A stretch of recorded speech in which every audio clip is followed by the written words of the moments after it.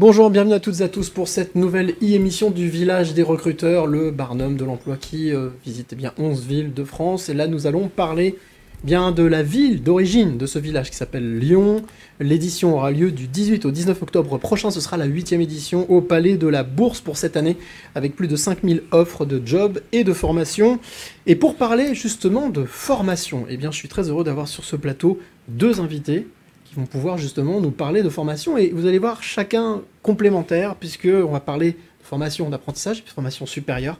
Donc c'est ça qui va être très intéressant. Tout d'abord, Emmanuel Carger pour présenter le Greta. Tout à fait, Emmanuel Carger. Donc je suis directeur du développement au Greta CEF à Lyon Métropole. Okay. Donc organisme de formation à l'origine axé sur la formation continue, rattaché à l'Éducation nationale, donc historiquement créé en 1974. Et depuis 2018, nous sommes désormais également sur l'apprentissage, donc un public plus jeune, puisque l'âge de l'apprentissage est de 16 à 29 ans. Et puis, nous discuterons aussi avec Abdeltif Meziouane. Bonjour Abdeltif, vous représentez Formasup. Exactement, Formasup, j'en suis le directeur général adjoint. Et Formasup, c'est le CFA de l'enseignement supérieur, hors les murs. Je vous expliquerai ce que ça veut dire. Ouais.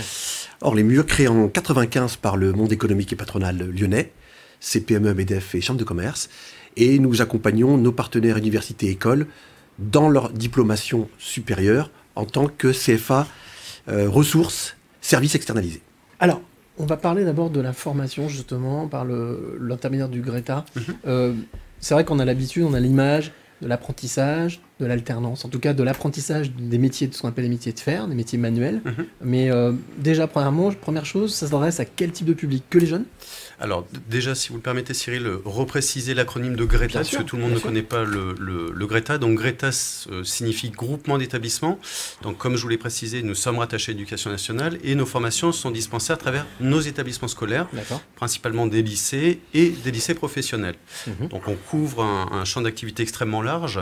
Nous sommes une structure généraliste. Nous intervenons à la fois sur les formations relevant du bâtiment, de l'industrie, du tertiaire et également des métiers du sanitaire et social. Donc un panel assez large de formation et donc un public, pour répondre précisément à votre question, très large aussi. Donc formation continue, donc des publics plutôt adultes en reconversion ou des demandeurs d'emploi en formation.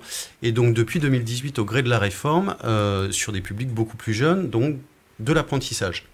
Donc les métiers du fer, effectivement, c'est quelque chose qui est extrêmement recherché. Alors incidence ou pas du Covid, c'est vrai que ça a suscité beaucoup de demandes post-Covid sur des métiers qui sont dits comme étant des métiers nobles, des métiers du bois, le textile, la maroquinerie, la bijouterie, où effectivement il y a beaucoup de demandes de la part de candidats, un engouement assez fort, mais n'oublions pas qu'il y a aussi des besoins économiques, bien évidemment se croisent parfois avec ces demandes de candidats, mais des besoins du monde économique à travers des partenariats extrêmement forts avec le Greta, notamment sur un secteur historiquement qui recrute beaucoup de monde, la maintenance, notamment la maintenance industrielle.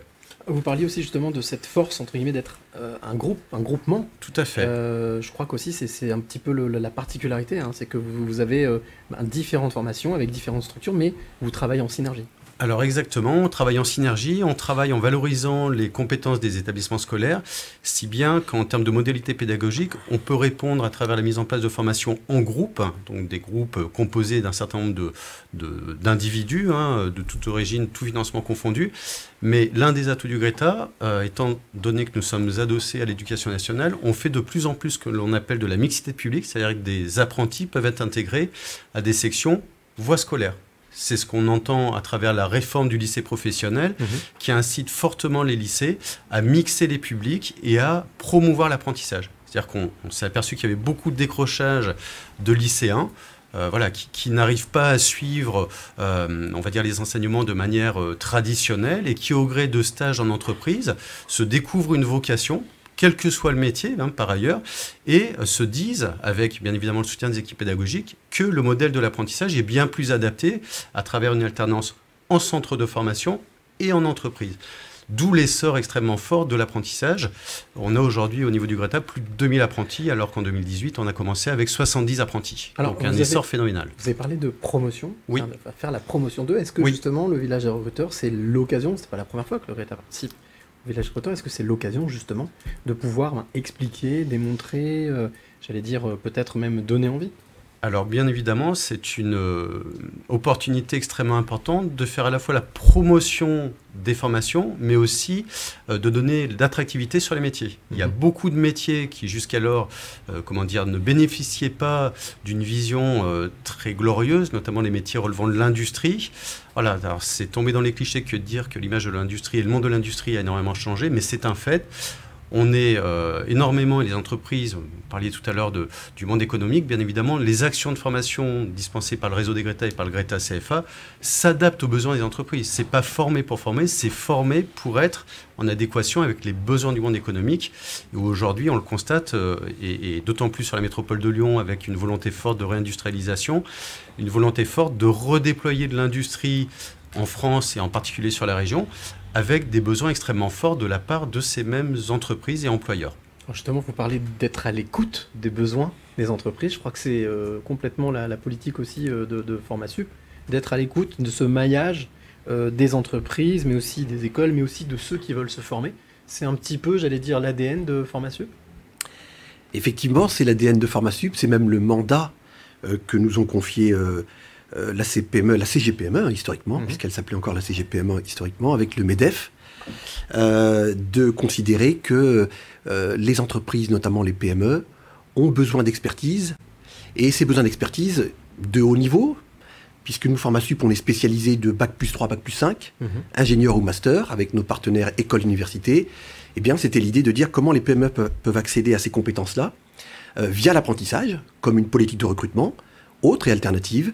Et nous, Formasup, on est un peu l'ensemblier, le pivot, entre les besoins des entreprises et du monde économique, et puis les parcours académiques de nos partenaires, grandes écoles, universités, avec lesquels on construit les schémas d'alternance qui sont conformes aux exigences Calliope, puisque vous savez que maintenant, tout est régi par une norme Calliope dans l'apprentissage en France. Alors, pour qu'on comprenne bien, pour que ceux qui nous regardent comprennent bien, ça veut dire que vous êtes vraiment au carrefour, vous êtes vraiment au milieu, et vous êtes là aussi pour proposer une externalisation des rôles, c'est-à-dire par exemple de pouvoir être au fait des démarches administratives, au fait des aides, au fait de toutes ces choses qui permettent à des étudiants, ou en tout cas des futurs professionnels, de suivre des formations. Oui, nous sommes un CFA, donc CFA hors les murs, ça veut dire 14 missions que la loi nous a conférées, et donc dans ces missions-là, nous avons pour objet, indépendamment de la partie pédagogique que nous, déléguons, en tout cas laissons à nos partenaires universités et écoles qui diplôment en licence professionnelle, en bachelor, en école d'ingénieur, puisque on peut compter chez nous des belles écoles comme l'INSA, qui est chez nous, Polytech Lyon, bientôt l'ECAM, qui nous rejoint. On voyait des belles marques lyonnaises. Eh bien, nous intervenons, dès lors que les jeunes sont recrutés, identifiés au plan académique par leur dossier, puisque ce sont des écoles qui recrutent par des critères d'excellence, eh bien, nous, Formasup, nous intervenons à ce moment-là pour transformer et mettre en place le contrat d'apprentissage au plan administratif, au plan réglementaire et au plan financier, puisqu'évidemment, un contrat d'apprentissage, c'est des enjeux financiers de coûts pédagogiques que l'on va mobiliser pour générer ces parcours d'alternance. L'intérêt, peut-être pas l'intérêt, mais en tous les cas, le fait que Formasup soit présent au village des recruteurs, surtout à Lyon, comme je le disais, c'est vraiment, j'allais dire, l'édition principale, la 8e édition.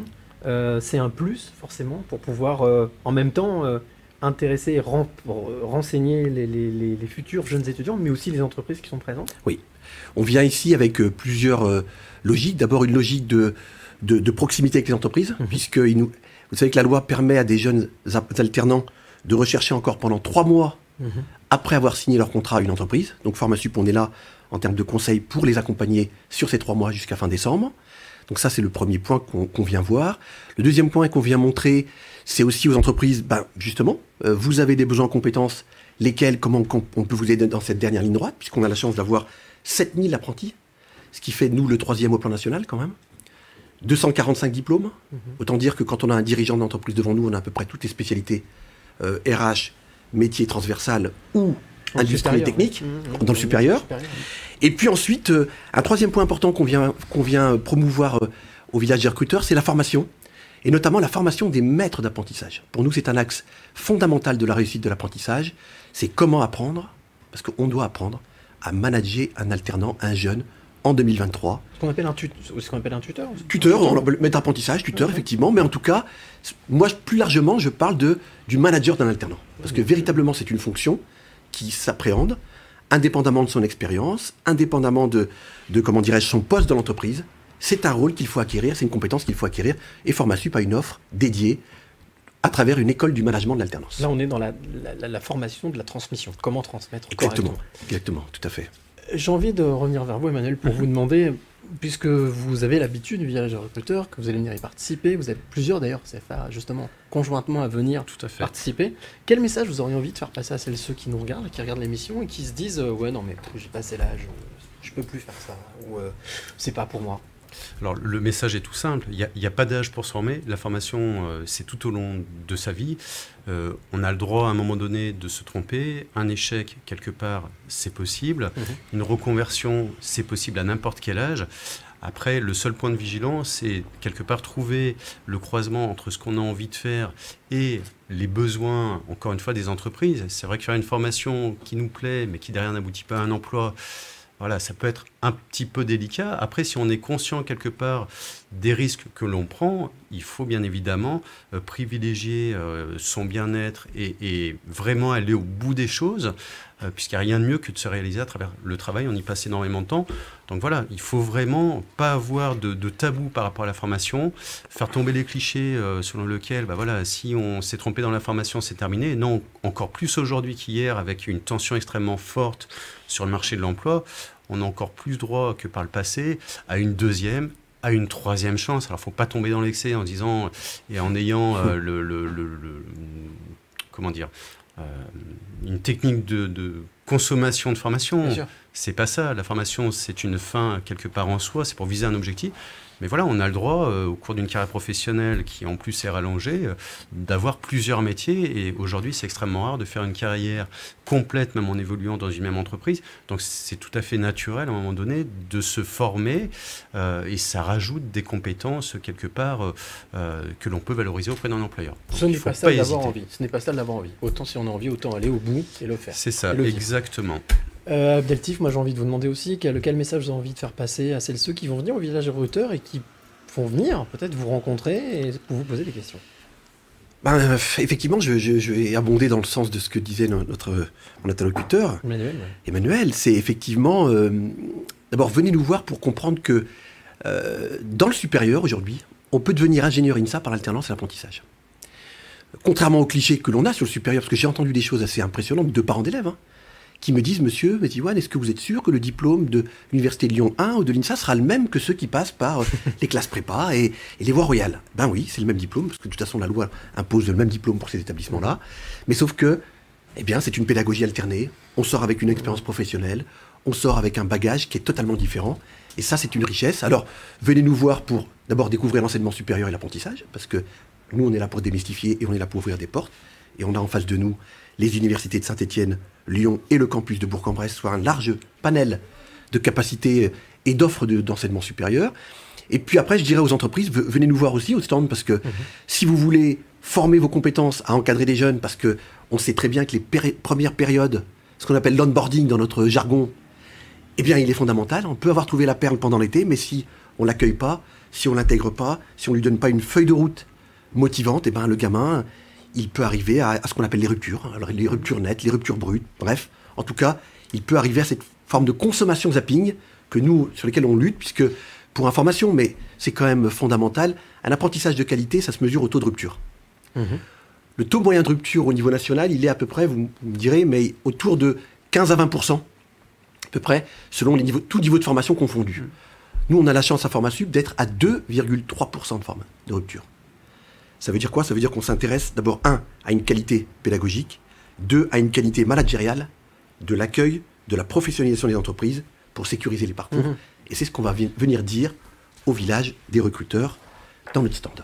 Écoutez, merci beaucoup à vous deux d'être venus parler de l'information comme vous l'avez fait. Avec grand plaisir. C'est un panel assez large, justement. Ce sera donc la 8e édition du 18 au 19 octobre prochain. Ce sera au Palais de la Bourse à Lyon avec plus de 5000 offres de jobs et de formation, justement.